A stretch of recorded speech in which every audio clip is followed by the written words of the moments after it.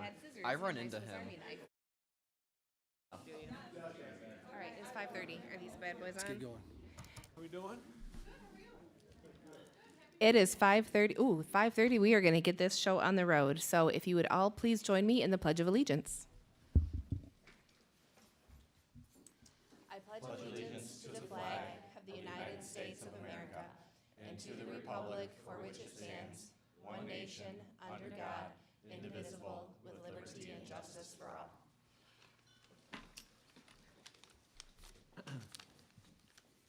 Thank you very much. We will now do introductions, and we will start with Mr. Ott. Griffin Ott. Jessica Bigley, Logan Hendricks.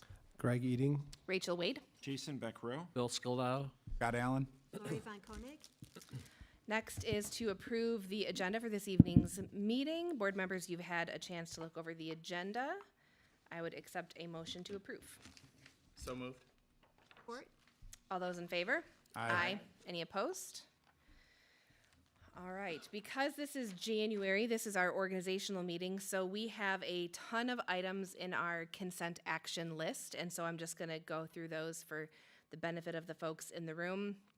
So this includes the minutes from our December 8th meeting, the financial statements and bills that were reviewed at the December Facilities and Finance Committee meeting.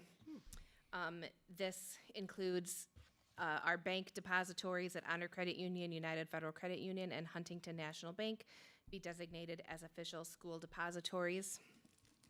Check signatures, that the chief financial officer or the superintendent be authorized to sign vouchers for the general fund, the 2023 capital projects fund, public improvement fund, building and site sinking fund, the 2013 and 2023 debt retirement funds, accounts payable, school service funds, payroll, revolving, administrative petty cash fund, custodial fund, and that any one of the board officers be designated as alternate signers. And that a financial statement regarding these funds will be included at each regular board meeting.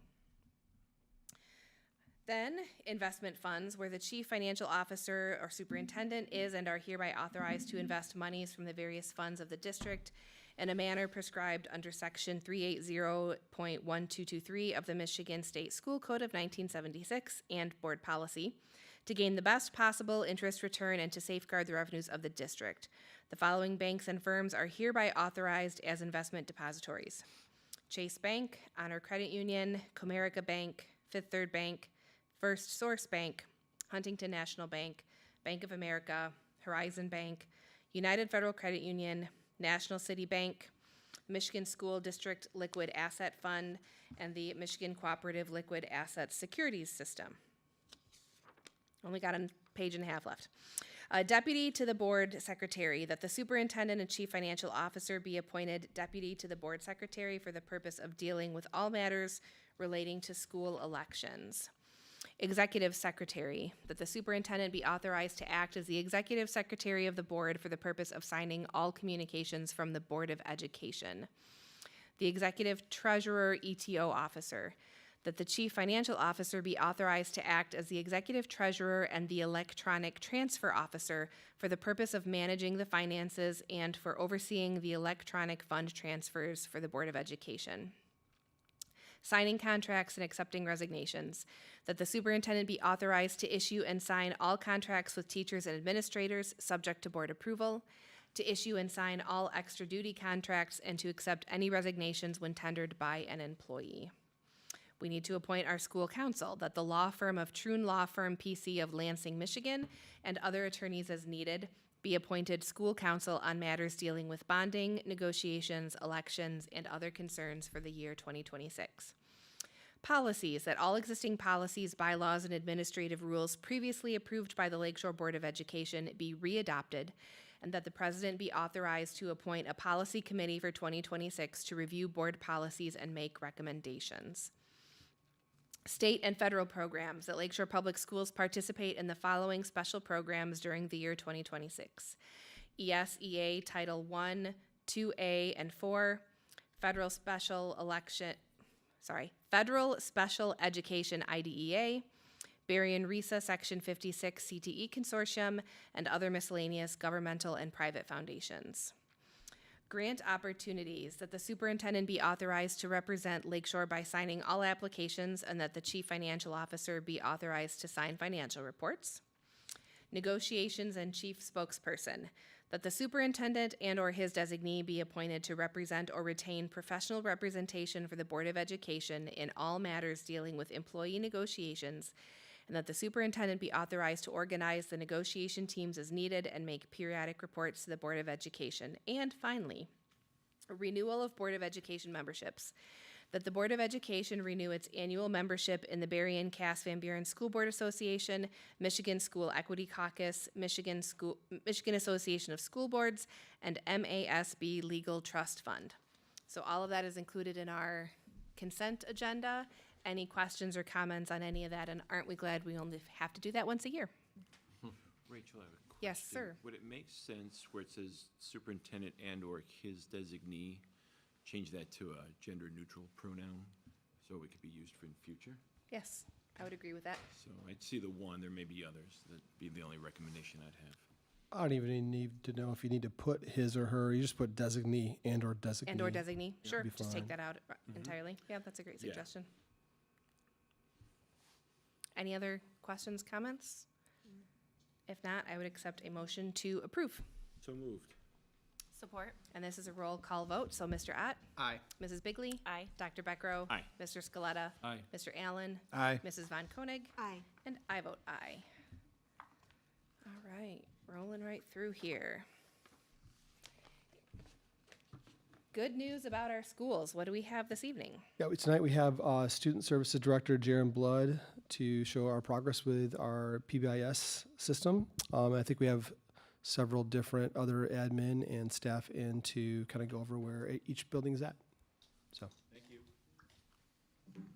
Hey, everybody. Good evening.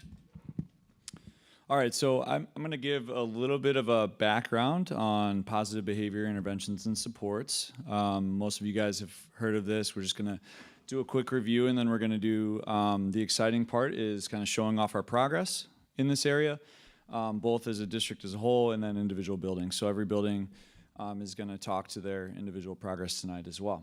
So positive behavior interventions and supports.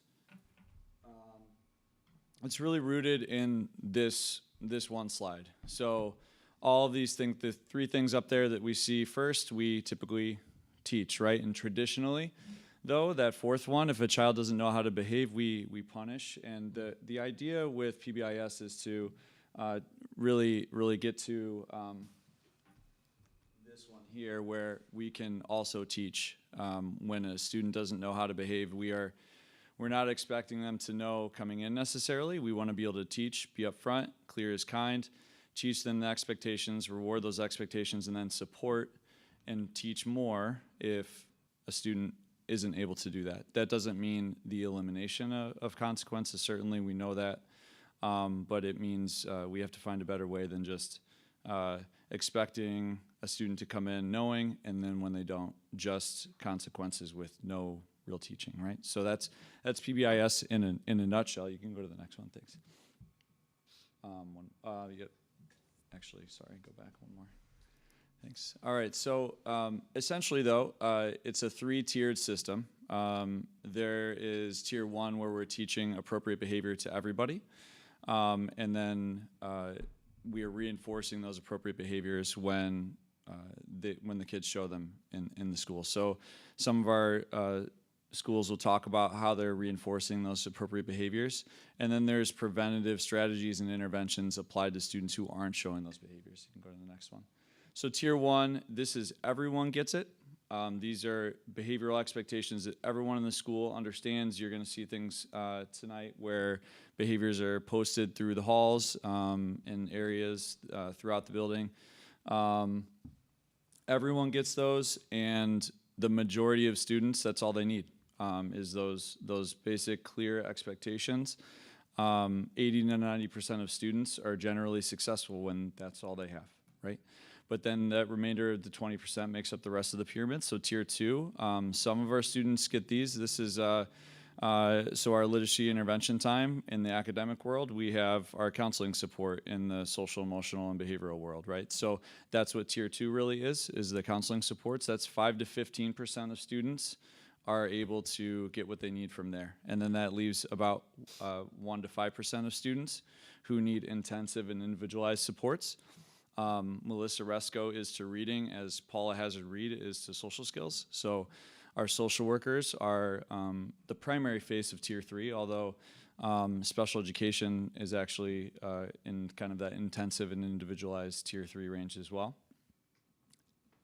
These are some real world examples of PBIS in action. So our beloved Silver Beach Pizza, we know that they have substantially changed their entire setup and signage over the last several years. We know that the one little sign that used to be when you started driving on the wrong side of the road wasn't nearly enough, right? And people were always doing it wrong. And this is an example of being clear, not assuming that people are going to know, oh, I need to drive on the wrong side of the road when I enter this facility, and really making it obvious, right? They don't have the other pieces to reinforce those positive expectations and those types of things and intervene when knuckleheads are still doing it wrong. But they have lots of really good Tier 1, right? Same with TSA. You see your really active and verbal TSA officers telling you repeatedly the things that you always know. Yeah, I know. But we want to get to that point with our kids too. Yeah, I know, right? And you're going to hear from the middle school, they're going to talk about how the kids, they mock it a little bit almost, but they love it and they do it, right? And then a lot of car insurance agencies give good driver discounts and things like that. That's them incentivizing safety. So this is all great real world examples of Tier 1 of PBIS in action. And then we'll talk a little bit more about Tier 2 and Tier 3 later, but go ahead. All right, so this is our progress as a district. So one of my roles in the district is to support each building in their growth in PBIS. We measure our growth according to a tool called the Tiered Fidelity Inventory, and it spits out a percentage of how you're doing in the different tiers. And these are our district level numbers. So the goal, that 70% green line is fidelity, and this is over the last about 3 years, and we are growing substantially as a district, and we are almost this is again district average, and everyone starts at different places. And we meet people where they are. To almost be at 70% as a district is pretty awesome for Tier 1.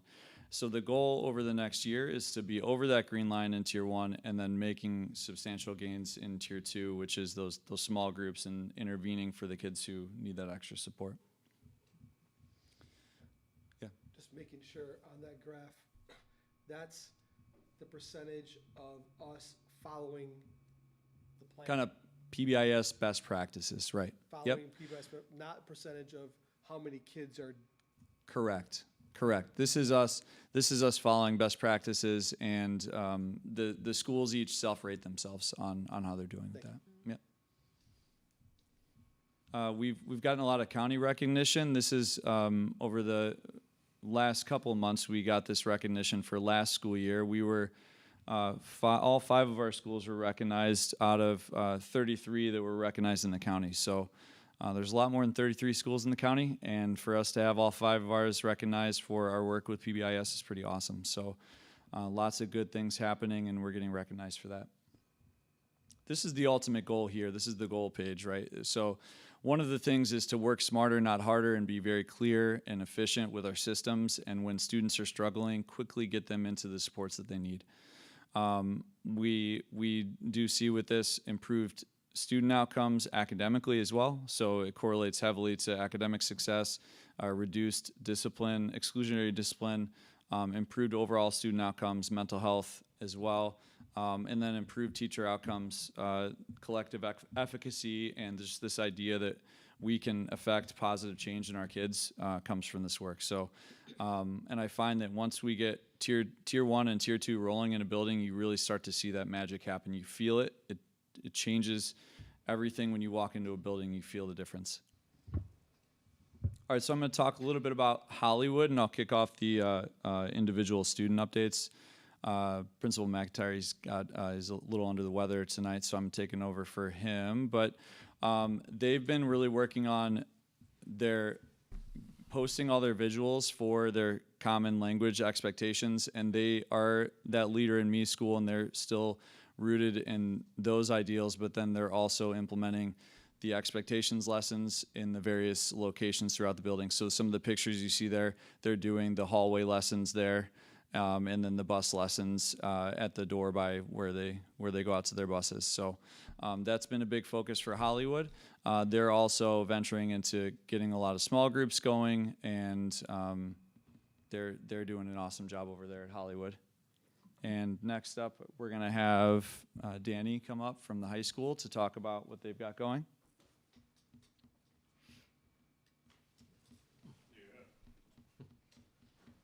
Happy Monday, everybody. I brought some props with us. So with PBS for high school, I think it's a little bit different because, as we talked about before and Jaron brought up, that last thing is by high school, we expect the kids already kind of know what there's expected of them, how they should act and like that. Doesn't mean they always do it, but we expect it. So it's basically what we want to come through is we have kids that are nearing the end of their graduation, and they're all going to be going out to either get a job or go into a 4-year university. So we want to come up with a common language and common expectations that meets them where they're at. And then, so what we came up to was the Shore Way. So if you looked up there, it kind of speaks to itself, but we all agreed as a staff, and I think we can agree here that if our kids can do these things and show these things, that they're going to be successful in the world when they go out there after graduation. So the thing is once we get there, is we wanted the kids to be part of this. So we kind of broke the building down and split it up. We had our underclassmen, our freshmen and sophomores do some things. Then we had our juniors and seniors do other things. So once we came up with the Shore Way with their input, we then had the freshmen and sophomores take parts of our building and figure out what should be the expectation when you're in the lunchroom, what should be the expectation when you're in a classroom and stuff like that. So it can kind of be all common. And then we let our older students go through all that feedback and then pick that out and kind of set that rubric for us. So we're super excited about that. And then our last part of the thing that we think we're doing is pretty cool is then how do we reinforce these things, and what is going to be the thing every day in high school are things that we have that can reinforce what we're doing. So we settled on seminar. So we basically split our seminar up, and I can pass these around real quick. So, and it's just kind of the fun thing we're doing for our freshmen and sophomores. So if you are a Lord of the Rings kind of person, or what's the other one? Game of Thrones, or so Harry Potter, there it is. I am not a Harry Potter guy. But it's a thing of breaking the seminars into different little classes or houses and having them compete against each other and show these things.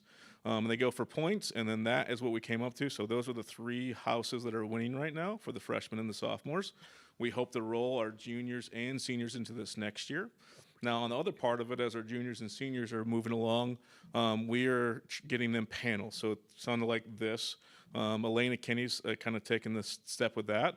So basically, if kids are interested in, say, real estate, well, we're going to make a panel for our students to come in so they can hear from a real estate agent, they can hear from a broker, they can hear from somebody in the banking system. So they kind of get an idea what it all takes and maybe a path they want to go to. So it all kind of comes back to this. So we're getting, that common language, but we're super excited where we're at. And the kids are doing some great things, and I think there's some room for growth, which is always good too.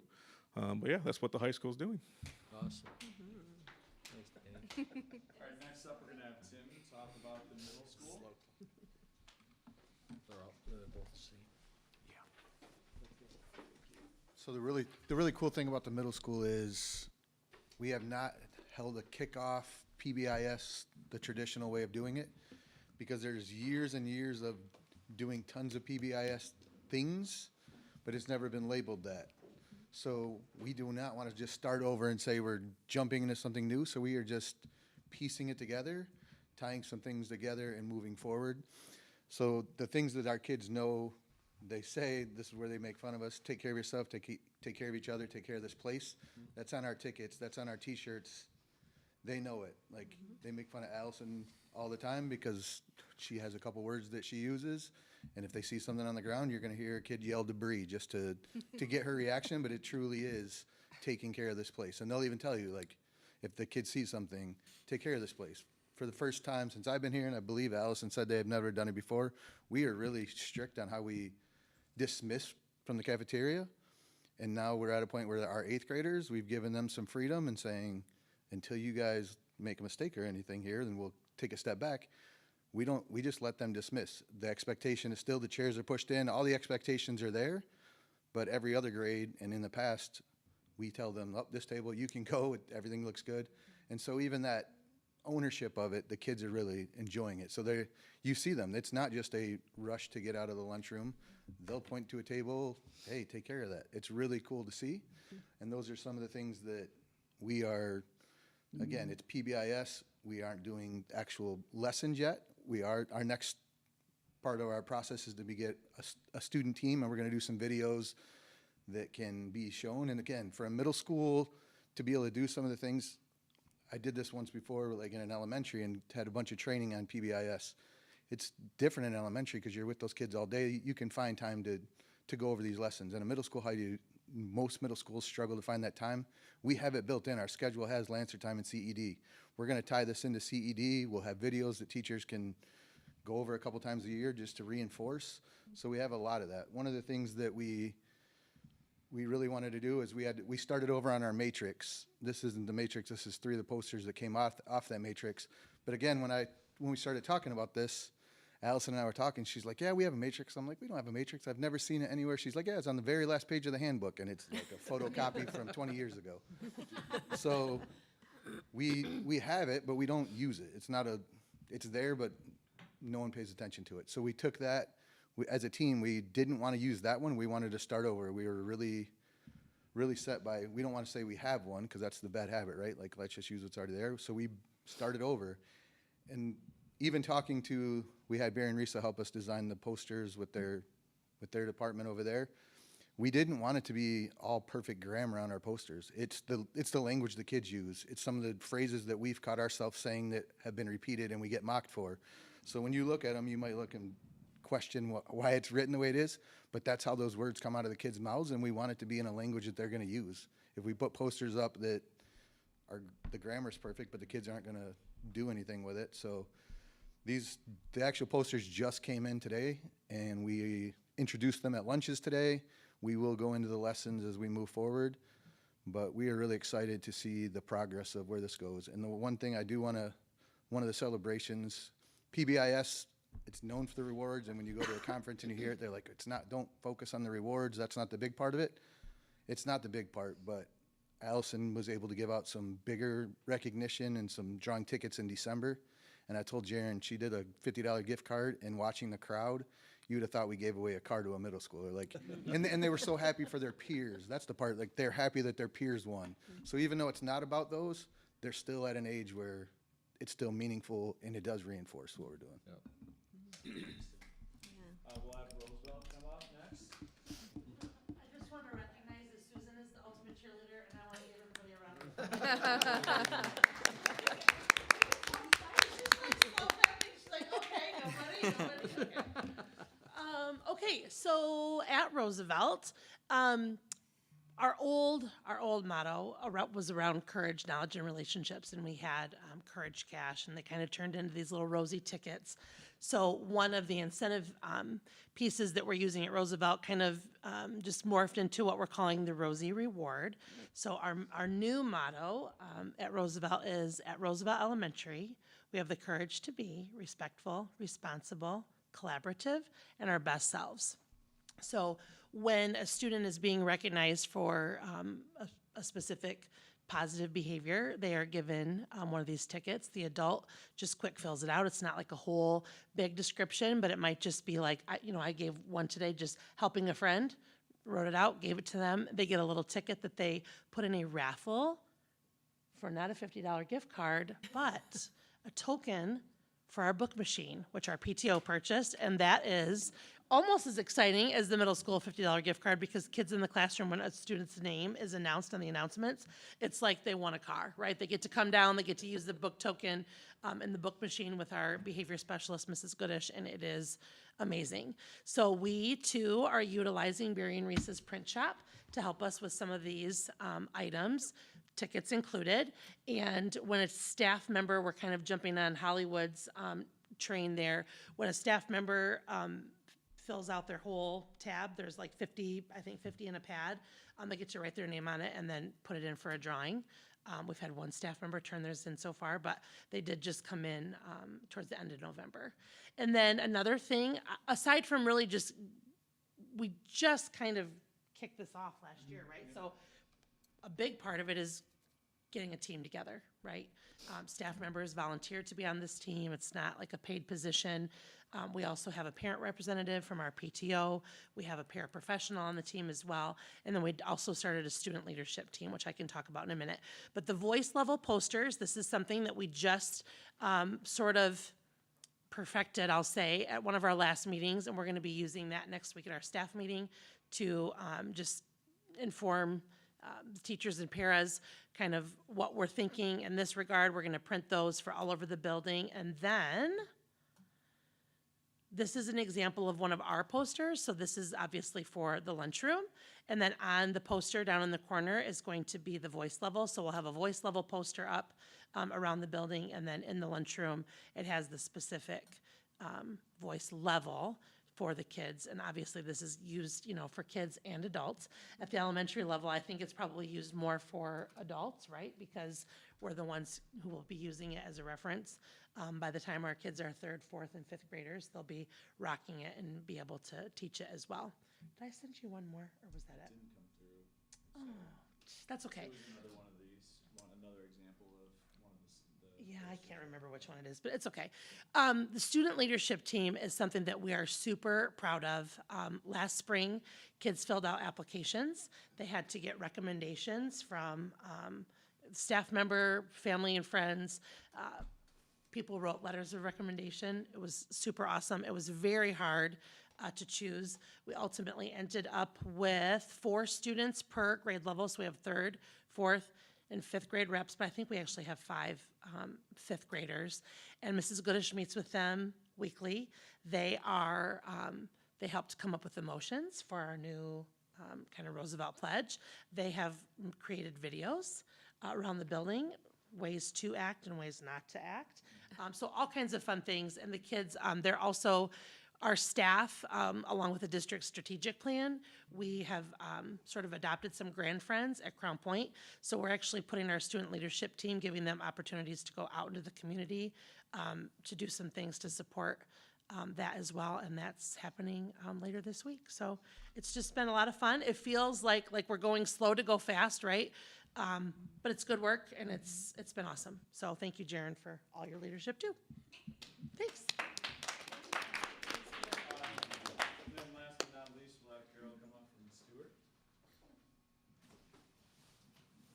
Okay, so those of you, I mean, we were here, last year, talking about PBIS for Stewart. We've made huge gains. We're super excited about the work that we're doing. Every day, we say the Stewart Pledge that was actually written by a student. She's now a grown-up. We got permission from her to use this.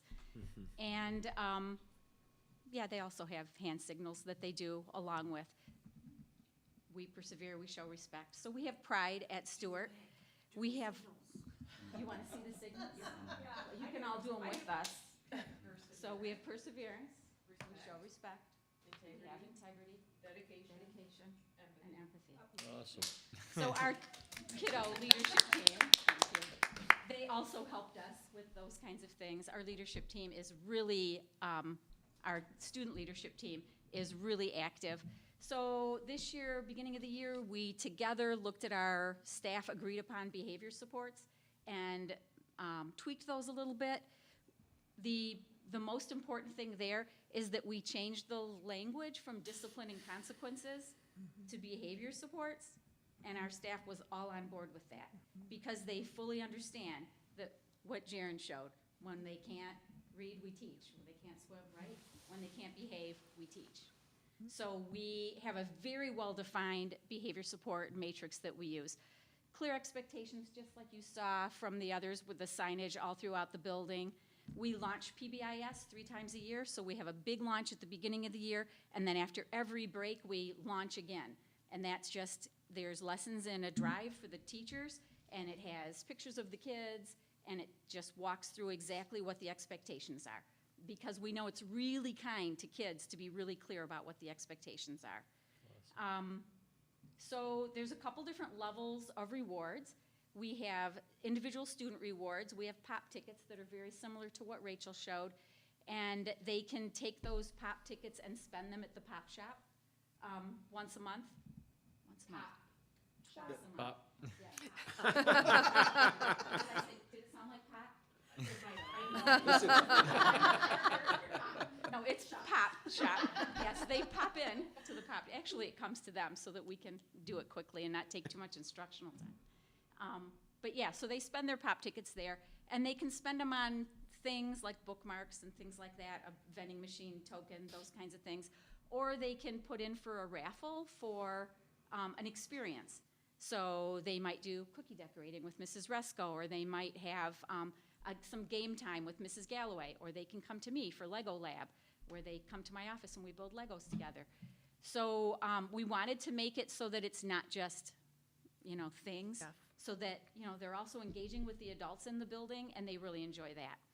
I'm going to talk about brag tags at the end. So then we have classroom rewards. So classrooms that have met their Pride expectations, they can also engage in rewards like a hot cocoa party, popcorn party, a pajama read-in, those kinds of things. And then we also have building-wide rewards. So once a month, if the entire building meets their goal, then we do something as a building. We have monthly assemblies for the expectations, and the kiddos meet in groups and talk about how they're going to meet the goal for the month. And when they meet that goal, they get this very handy-dandy brag tag. So all of our kids have a lanyard, and we have different tags for for pride, respect, integrity. So as they meet this as a class, each individual kid also has to meet this goal, and then they add to their brag tag. And our student leadership team said that they felt really strongly that you guys all show pride. And since it's School Board Appreciation Month, they wanted you all to have one of these. Hey, all right. You got your red one that's already on the envelope. Thank you. Is there one for Logan? Is there one for Logan? Is there one for me? Let's see.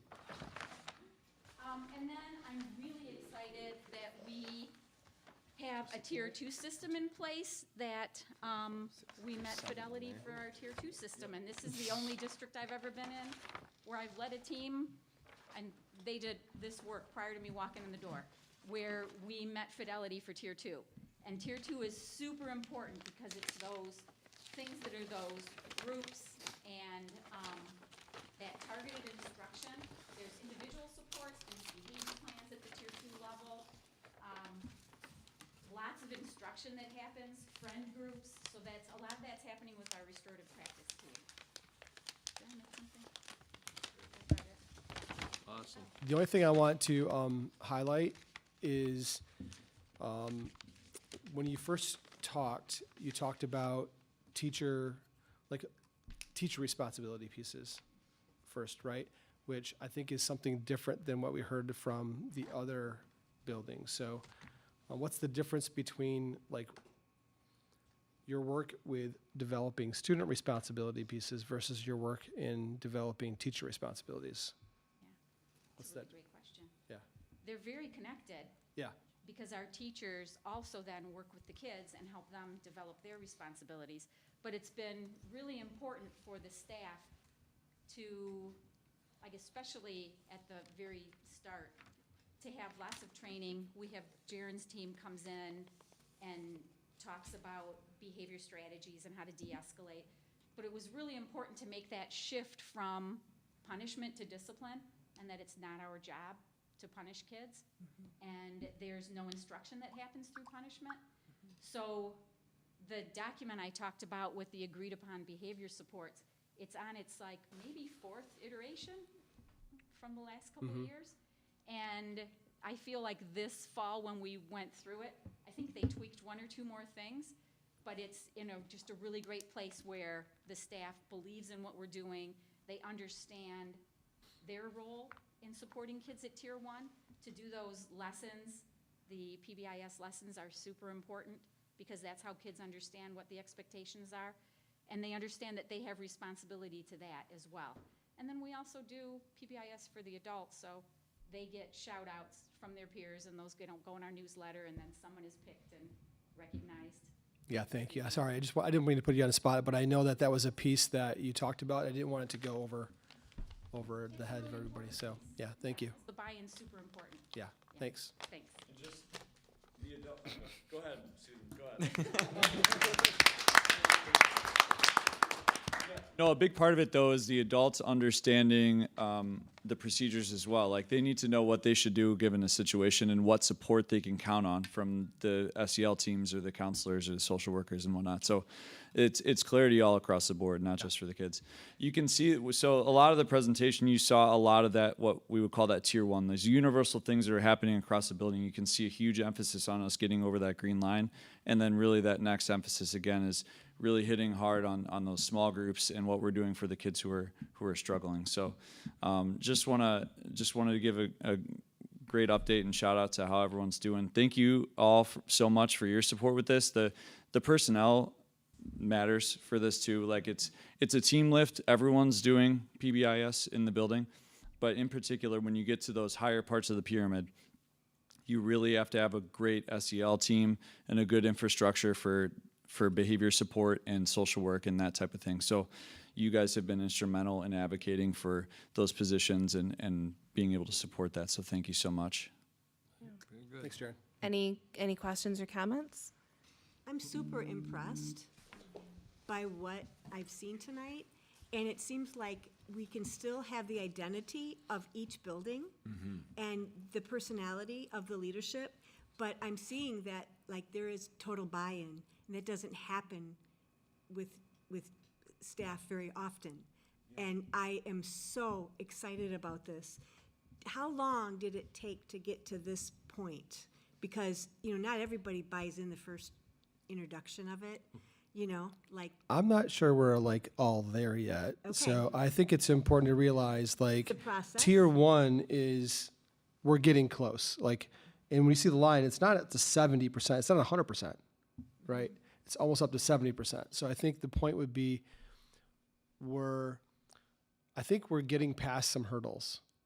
And I think the more that we can get clear on some of the expectations across the board, not just of what happens in the classroom with kids, but also with that staff aspect of things, and then what what supports besides the in-classroom support, what happens outside the classroom support that happens, right? The more clear that we can get on all of those things, the more solid the ground feels for everybody to get the buy-in across the board. That's my opinion on it. But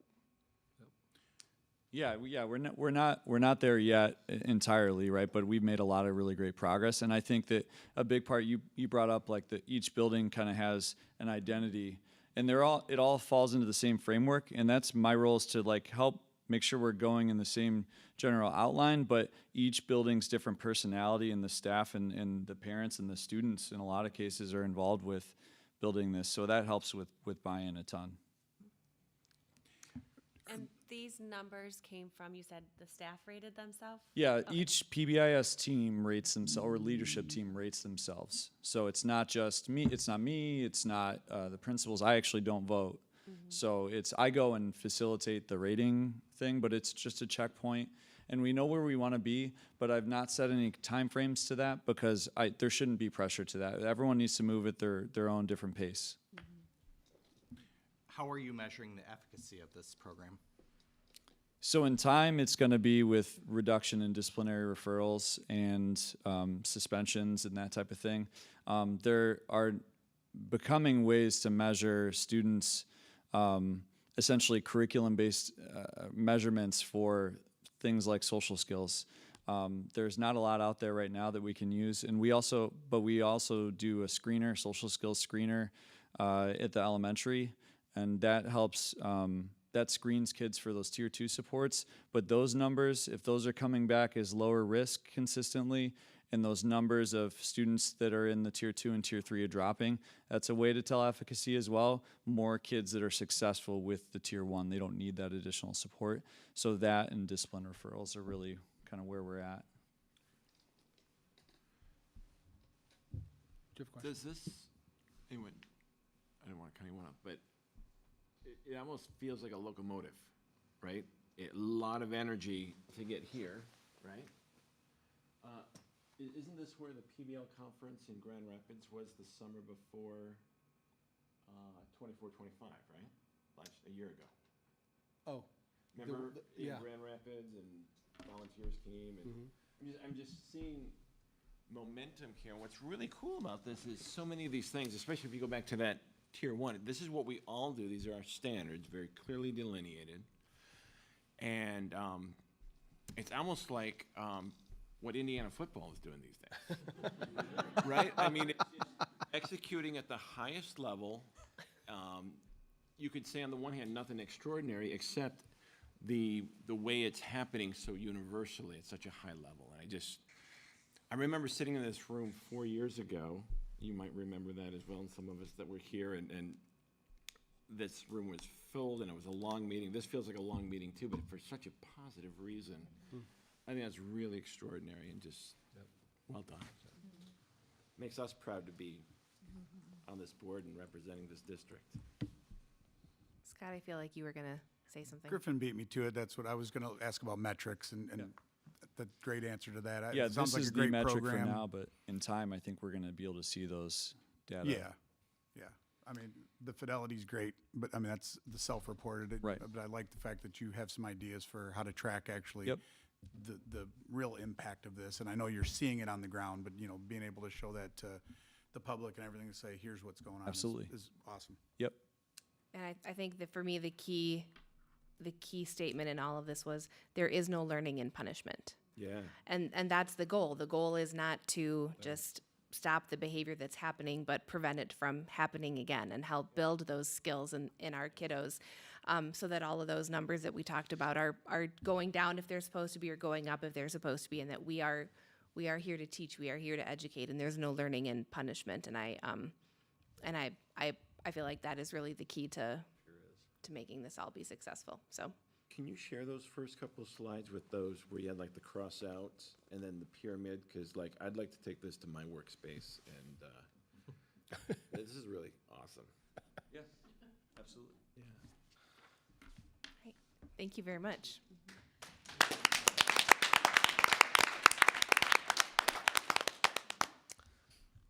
Okay, moving on to our superintendent informational report. Yes.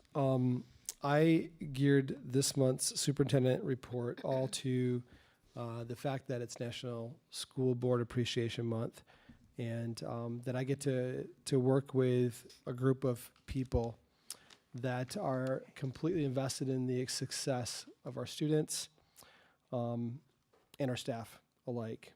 So we have done a lot of highlighting over social media, I know, over the last few days. And I'm just going to go through each board member real quick and kind of give my own synopsis of what I felt like each board member brings. So starting with our president, Mrs. Wade, who's a lifelong learner. Mrs. Wade has served on the board since 2018. Upon becoming president, she introduced a standing agenda item allowing members to share their recent learning, keeping the board grounded in the realities of K-12 education.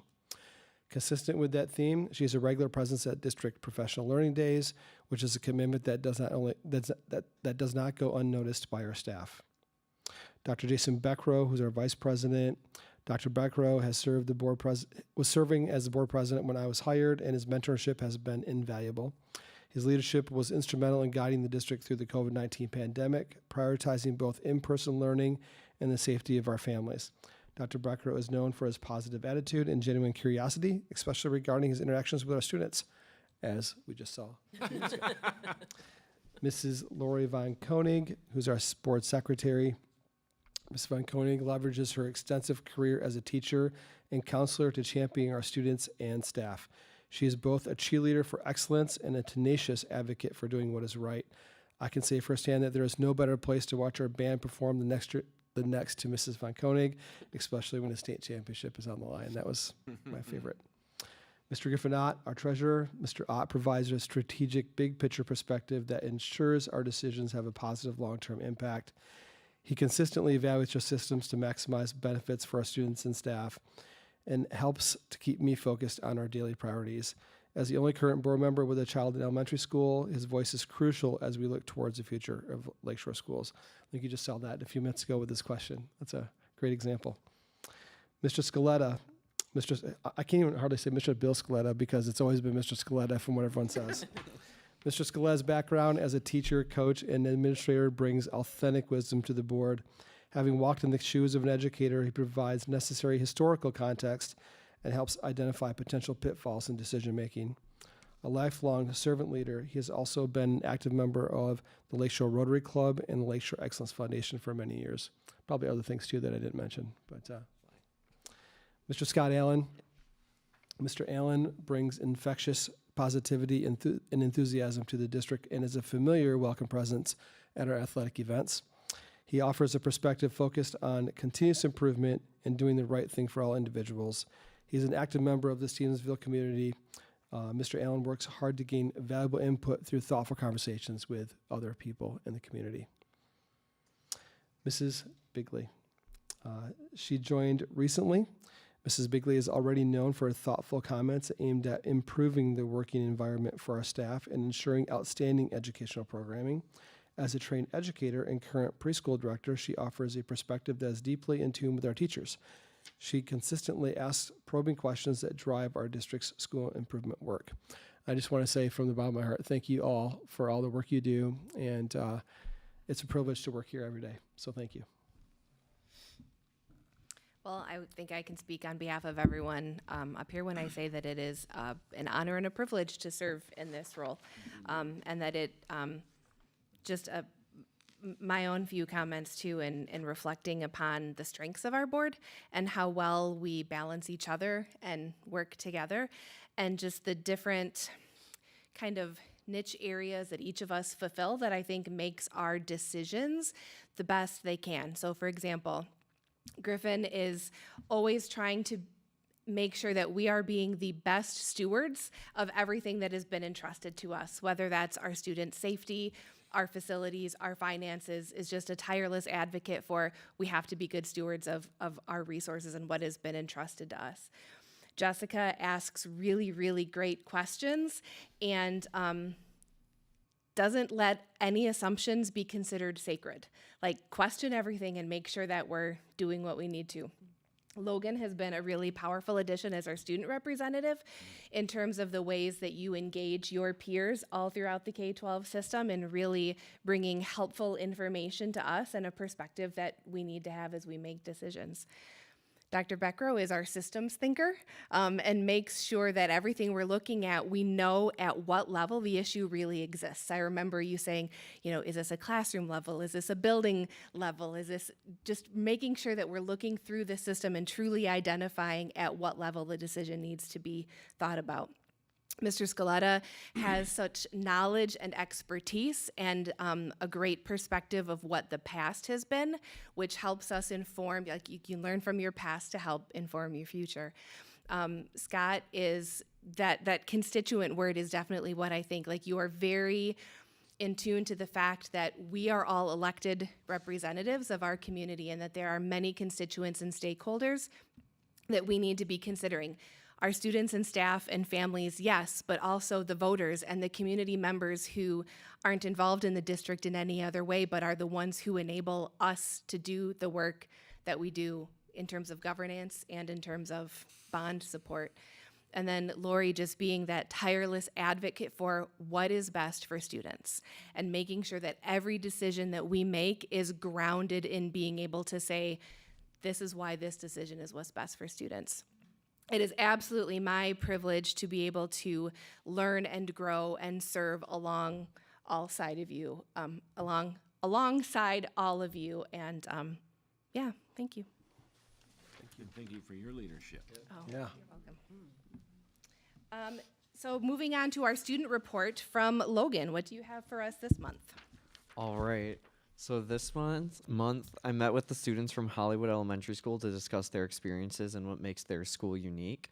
Students consistently identified with the Leader in Me program, school assemblies, outdoor learning spaces, and the supported teachers as a key strength that sets their school apart from the others in the area. Students shared that the Leader in Me program helps them manage problems calmly, show kindness, encourage others, and understand that leadership includes helping without being asked. They observed peers practicing leadership by following directions, picking up trash, supporting classmates who are struggling, and taking initiative throughout the school. Many students expressed that the program has helped them grow into stronger leaders who can handle challenges without becoming overwhelmed and who are more willing to help others. Assemblies were frequently described as fun, meaningful, and memorable. Students highlighted assemblies such as Veterans Day, seeing performance groups, and events involving the principal as experiences that build school pride and connection. They shared that assemblies help them see adults as caring and approachable, learn positive messages, love the music and humor, and feel united to the school and community. Students spoke very positively about their teachers, describing them as supportive, understanding, and encouraging. Teachers were praised for helping students feel comfortable with learning, creating calm and caring classroom environments, and supporting students emotionally as well as academically. The school counselors and special teachers were also mentioned as important supports for school's well-being. Outdoor education was another area students strongly valued. They described the school garden and wooded areas as peaceful, engaging spaces that they can observe nature, learn how to grow foods, and relax. Students felt that learning outdoors helped reduce stress, improve focus, and makes learning more meaningful both in and out of school.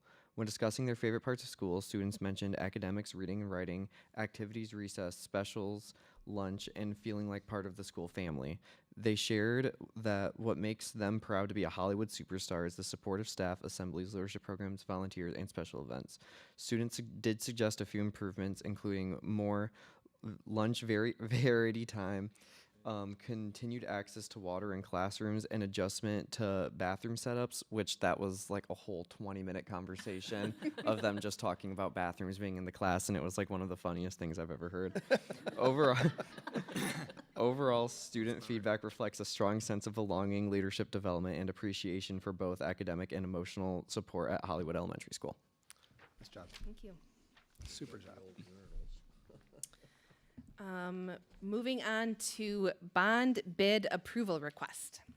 Yes, we have Dave Innes here of OAK, Owen Ames Kimball, to briefly go over the 8 bids as part of bid package number 5, which is included with the high school, Hollywood, Roosevelt, Stewart, and the transportation building for the bond project, with the recommendation that the board approve the following bidders as follows, totaling $1.406830 million. The scope of the work being done in this package includes at Hollywood, the gym having an operable partition wall, repainting all hollow metal frames in the building and replacing mechanical unit. At Roosevelt, also the gym partition wall, repainting all hollow frames, replacing a built-up roof with new shingle membrane roof, and replacing a mechanical unit. At Stewart, doing the same partition wall, repainting all hollow metal frames in the building, and a new mechanical unit in the media center mezzanine. The high school auditorium roof replacement, and the high school band room, which band storage cabinets and storage replacement, and the transportation building, putting new epoxy floor covering in the garage area. Well said. Thanks, Dave. Yeah, so with that, that's kind of our upcoming scope for this summer. Bids came in really well. We had 3 or more bidders in every category but 2. The 2 categories that we had, those had 2 bidders in them, one of those bidders being local. So good news there. As far as the overall budget, came in really well, under budget allocation again. So all positive things moving forward. So I guess with that, just leave it open to any questions, comments. Sure. So we didn't have an opportunity to look at this at facilities and finance because of other things that were going on in the district at the time we had our meeting. Can you walk me through the electrical and fire alarm bid? You know, in business, when I look at at bids or prices of things, and I see one item that's significantly less than others, I'm like, what is this missing? And I feel like that's kind of this category, and I just want some clarification, because the bid for Prime Electric is 26,000, the next closest is 50,000, and then the next one's 144,000. So big differences in Certainly, prices. So certainly. could you walk us through that? Yeah, absolutely. So just kind of a little background there. Every bid opening that we do, we talk to the low two bidders to confirm that they have everything in the drawings, they have all the scope, everything that needs to be installed properly for a complete and operable system. So with this, there was, and also during the bidding process, we have about 2.5 weeks where bidders can send in RFIs, requests for information for additional information. You know, if drawings have a little ambiguity, if some scopes kind of have some overlap, that they just want to confirm that they're pricing what we expect them to price. So with that, this is kind of one of those items where Prime Quality had reached out with some additional questions.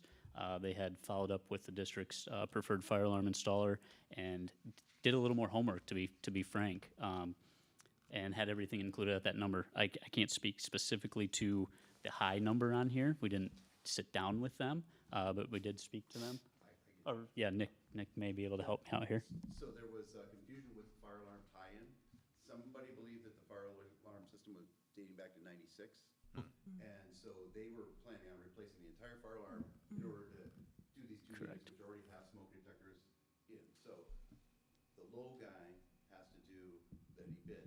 He bid disconnecting the power to the units and removing the smoke detectors and then putting them back on. So it was more of an understanding the bid type of deal. Correct. Correct. Much less scope, which is what we need. The other question, just because everybody can't, see all the bids that we've got, and I always like just to be clear to the public, basically, it looks like we went with all the lowest bids possible, and with all local, relatively local companies, so both positive things for the district and for the tax dollars. Yes, correct. Okay. In regards to the casework, what does that mean? It's combined with BC1? Where would that be? So that is bid category 1 on our form here. That is included in general trades. So a lot of times we'll ask our bidders for alternates or things that they want to do. So they'll do what we ask of them, and then kind of on the back say, hey, if there was a casework category, but if you would like us to do it, here's the price to do so. So that bid category kind of got shifted up into 1 because it was a cheaper, more effective way to do that for the district, for all of that work to be with our with CPM on the general trades. And is CPM what is their general storage for? What do they create? So they do just their typical scope is cabinets, countertops, installation, doors, windows. They'll install things like that. In reference to this, they will be installing all the band casework. They will be doing miscellaneous demolition for some mechanical units where we need to put other louvers in, things like that. The reason I ask is when we went with the original one, it was not the one that was suggested, and all of the trombones never fit in any of the things and I think you knew that. So I'm wondering how this is different this year. Very different. Okay, and in what way is it different? Winger is Okay. making them. Then that is a great CPM is answer. installing them, 'cause that's less. Okay, all right. So sometimes it learn lessons. I've learned a lot. Okay. Thanks to all the people who teach me. Because you weren't just punished, right? You were taught. Any other questions? All right, so I'm just going to read all these just for full transparency. So the proposal is for general trades, CPM construction for a total of $210,596. For the membrane roofing, Great Lake Systems Incorporated for $311,535. For painting, Genesis Painting LLC for $78,010. For casework, CPM Construction, which was previously included. For the operable partition, LG2 LLC for a total of $300,506. For flooring, DC Buyers Company for $21,950. For mechanical and plumbing, Kalamazoo Mechanical Incorporated for $458,164. And for electrical and fire alarm, Prime Quality Electric for $26,069. When there are no more questions, I would accept a motion to approve all of that. So moved. Support. And this is a roll call vote. So Mr. Ott? Aye. Mrs. Bigley? Aye. Dr. Beckrow? Aye. Mr. Scaletta? Aye. Mr. Allen? Aye. Mrs. Von Koenig? Aye. And I vote aye. All right. Thanks, Dave. Thank you. Thank you. One thing I thought I'd add, I know I should have done this before, but the partitions that are going up are like replacing the partitions in each of the gyms, and these will be, I think, mechanical. So I believe push button, which would be yes. That wasn't even a slow clap. That was I an know, that was aggressive like- clap. I think it's going to be a big deal. So, am I right on that?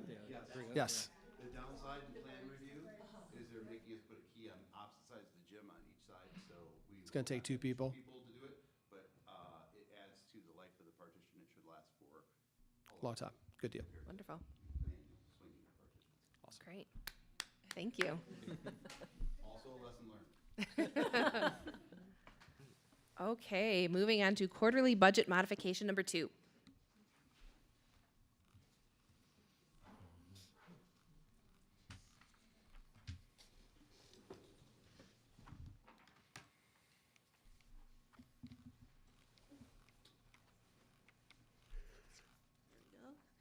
Good evening. So today we're going to do our quarterly budget modification number 2. Our projected revenues from budget modification 1 to budget modification 2 went from about $35.2 million to $35.8 million. What that is consisting of is there was a small change in taxable value, so that would change our local revenue. Our state revenue changed for both the educator compensation grant, which we're still getting some guidance on, as well as our MIPSER's offset. That's just that 3% that we gave back, the district gave back to the staff, but then the state of Michigan decided the districts get to pay for it. So this is their assistance to us for this year.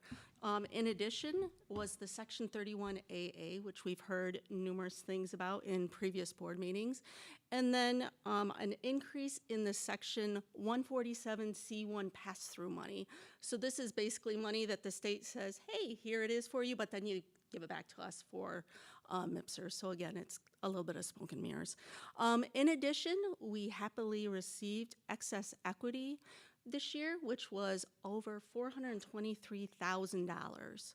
Of that money, last year we discussed the board reserving that for curriculum, as Natalie has gone through extensively and figured how much curriculum will be in the upcoming years. So again, we're asking the board to reserve for that and professional development, so that excess equity this year for those amounts. Part of that is we received a lot of money during the Corona timeframe, and those curriculums will be coming up for renewals, and that is a significant amount of money.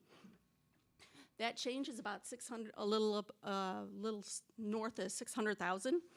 For our expenditures, we went from 36.6 million to 37.3 million. Again, part of this is that Section 147C pass-through money, as what we get in revenue, we got to expend for the year.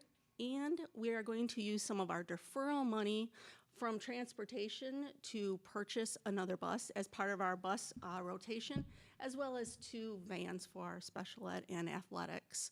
The total change is approximately $43,000, so just a small decrease in fund balance to give a percentage of about 11.15%, looking at June 30, 2026. So again, not much significance there in terms of dollar amount, but there is a lot of shifting in categoricals and buckets, and as we receive more and more guidance for educator compensation, that 31AA is now to appeals. This much budget modification could change significantly in budget modification number 3. And we did discuss this extensively at Facilities and Finance last week, so thank you for that conversation as well. Any questions? If not, I would accept a motion to approve. So moved. Support. And another roll call vote. So Mr. Ott? Aye. Mrs. Bigley? Aye. Dr. Beckrow? Aye. Mr. Scaletta? Aye. Mr. Allen? Aye. Mrs. Von Koenig? And I vote aye. Thank you, Tracy.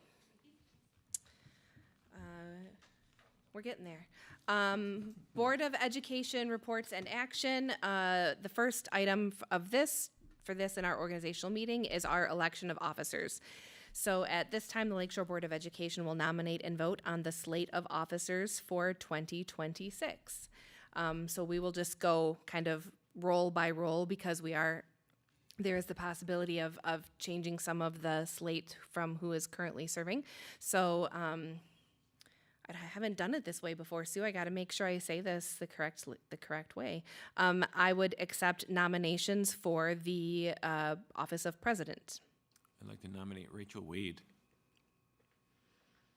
Are there any other nominations? Then I would accept a motion for the nominations to be closed. So moved. Support. Support. All those in favor? Aye. Aye. Any opposed? And then, do we vote on each one then individually before we move on to the next one? I took it as you vote on whatever changes. Well, I'll just keep doing it this way because we technically, I think we just hold our office for a year, so we'll just make sure. So I'll just do these one at a time so that we just know we're legit. So we've closed the nomination, so I guess I would accept a motion to elect me as the president. Is that how we want to say it? Moved. So I've got a motion. Support. All those in favor? Aye. Aye. Any opposed? All right, moving on. I would accept nominations for the role of vice president. I'd like to nominate Jessica Bigley. Are there any other nominations? All right, I would accept a motion to close the nominations. So moved. Support. All those in favor? Aye. Any opposed? And I would accept a motion to approve Jessica Bigley as our vice president for 2026. So moved. Support. All those in favor? Aye. Any opposed? Congratulations. All right, I would accept a motion. Nope, I would accept nominations for the role of secretary. I'd like to nominate Mrs. Lori Von Koenig. Are there any other nominations? If not, I would accept a motion to close the nominations. So moved. Support. Sorry, Sue, am I doing this fast now? Are you able to write all this down? Okay, I forgot you have to be writing all this down. All those in favor? Aye. Aye. Any opposed? Then I would accept a motion to approve Lori Von Koenig as the secretary. So moved. Support. All those in favor? Aye. Any opposed? And lastly, I would accept nominations for the role of treasurer. I nominate Griffin Ott Oh, as treasurer. Beat me. Are there any other nominations? Then I would accept a motion for the nominations to be closed. So moved. Support. All those in favor? Aye. Any opposed? And I would accept a motion to approve Griffin Ott as our treasurer. So moved. Support. All those in favor? Aye. Any opposed? All right, thank you. Wow. The rest of us are trustees. That's a slow clapper. Okay, more organizational meeting stuff. Bylaws resolution, this is to schedule our meeting dates for 2026. So each year, the Board of Education adopts the bylaw resolution, which readopts the bylaws of the Board of Education and sets their regular monthly meeting dates, times, and places. So let it be resolved that, number one, the bylaws of the Board of Education are hereby adopted and shall remain in effect until changed or rescinded by the board. And number two, regular monthly meetings of the Board of Education of Lakeshore Public Schools in Berrien County, Michigan, shall be held on the second Monday of each month unless conflicting with a legal holiday or changed by a resolution of the board, commencing at 5:30 p.m. in the Lakeshore High School LEF Learning Center, and that no further notice of such meetings shall be required to be given to the members of said board. And number three, all resolutions or parts of resolutions in conflict with this resolution are hereby rescinded. So scheduling our meeting dates for for 2026. Again, the second Monday in the evening at 5:30, with the exception of May 11th because of Honors Night. So we will start a half hour early. We'll start at 5 o'clock on May 11th so that we don't conflict with Honors Night. And then also our committee structure, leaving our committee assignments the same and leaving those meeting dates and times the same as well. I do have a quick question. Yeah. It says that no further notice of such meeting shall be required to be given to the members of said board. Can we still get calendar invites? Yes. Thank you. Doesn't mean that, I mean, I think it's just required. Obviously, we want to go above requirements, right?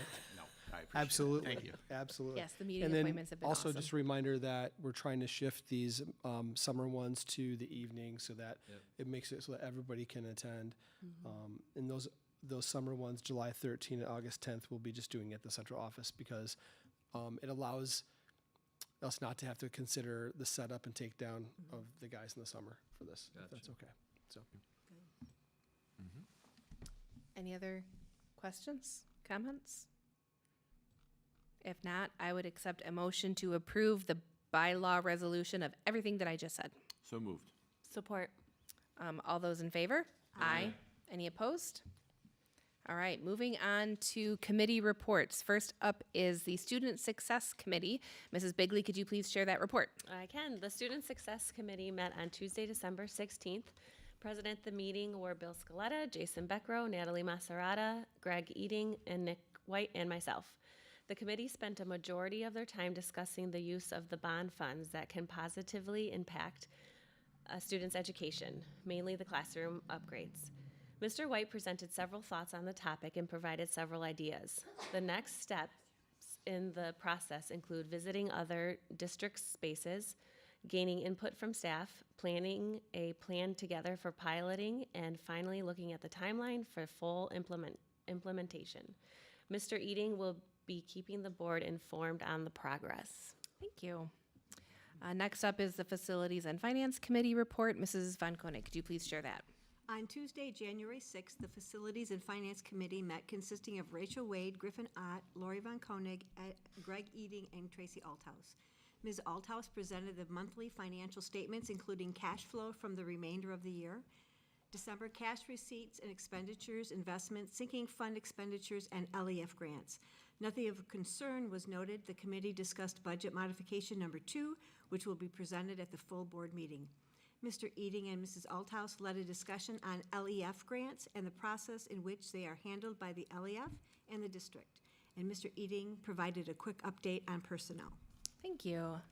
The Culture and Leadership Committee report. Mr. Ott, could you please share that? Sure. The Culture and Leadership Committee met last Friday on January the 9th. Present at the meeting were Susan Toothman, Greg Eating, Bill Scaletta, Lori Von Koenig, and myself.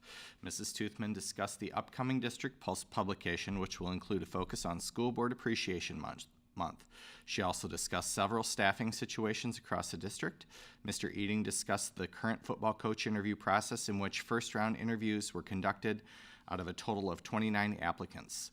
Second round interviews were scheduled for the week of January 12th, this week, and the committee also discussed the recent staff survey, which was concluded in December. The survey results are currently being reviewed, and the outcome of the results will be shared with the entire district in upcoming weeks. Excellent. Thank you. Second to last thing on our agenda. Oh, yep. I see a finger. Did you have, we have one? Yes, yep. I've got the note. We have one person registered for public comment, and that would be Melissa Rusko. Do I need to set the timer for 5 minutes? Sure. I'm probably done by then. Be official. Good evening. If you look up responsibilities of a Board of Education in Michigan, the following AI overview is provided.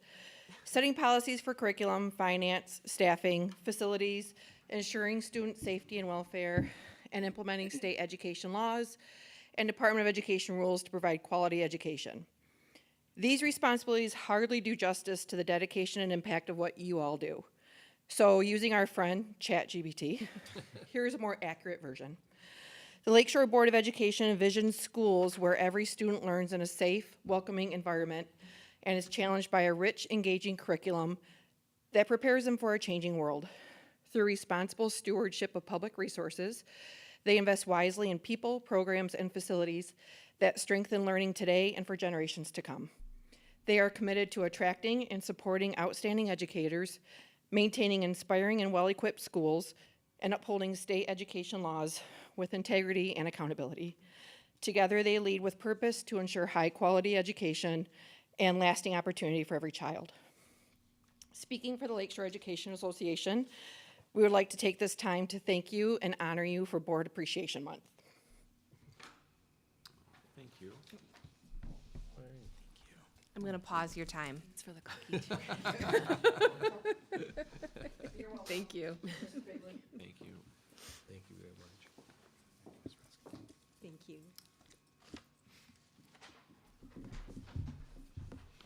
In closing, a quote from Elizabeth Andrew: "Volunteers don't necessarily have the time, they just have the heart." Thank you for having the heart to serve Lakeshore Public Schools. You are appreciated. Thank you.